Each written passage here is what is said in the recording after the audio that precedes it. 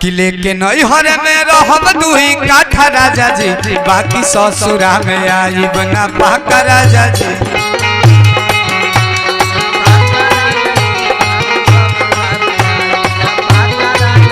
लेके नैहर में रहब दुही काठा राजा जी, लेके नैहर में रहब दुही काठा राजा जी, बाकी ससुरा में आइब ना पाका राजा जी, बाकी ससुरा।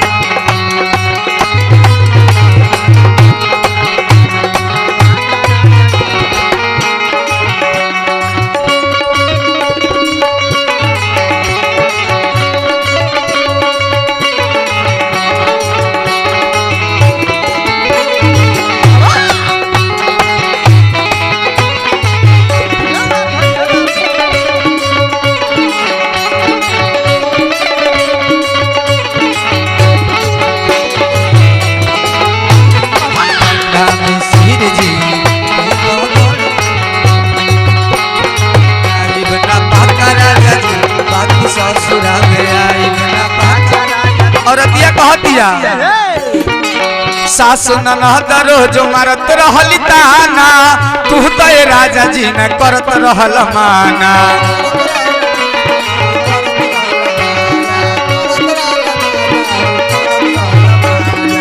सासु ननद रोज मारत रहली ताना, तू तो राजा जी न करत रहल माना।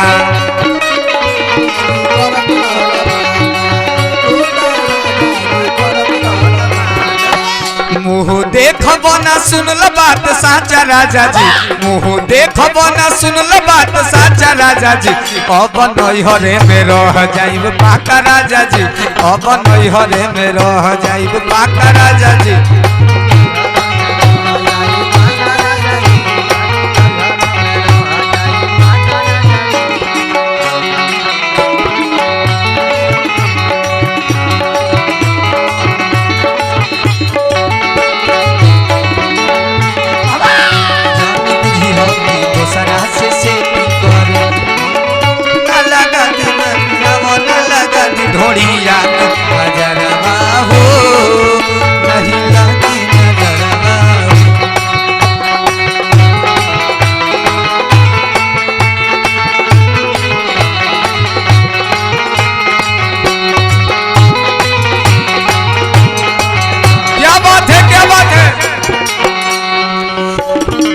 जी अब चाहे मोहरब नैहरे में रह, तहरा से पूछऊ न दुख सुख कह।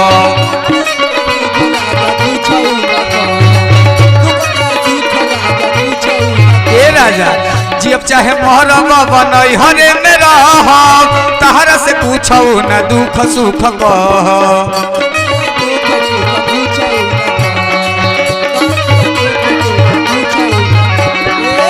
जवन बाकी बावे नंद से पूछा साफा राजा जी, जवन बाकी बावे पूछल नंद से साफा राजा जी, अब ससुरा में आइब ना पाका राजा जी,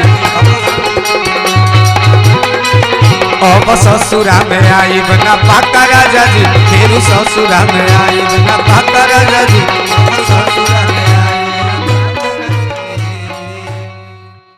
देखी एगो औरत के पति परदेश बाड़े, औरतिया के घर में रोज झगड़ा मारपीट होता है भैया। औरतिया अपना मर्दा के लगे फोन कैले बिया आ कहतिया कि लेके नैहरे में रहब दुही काठा राजा जी,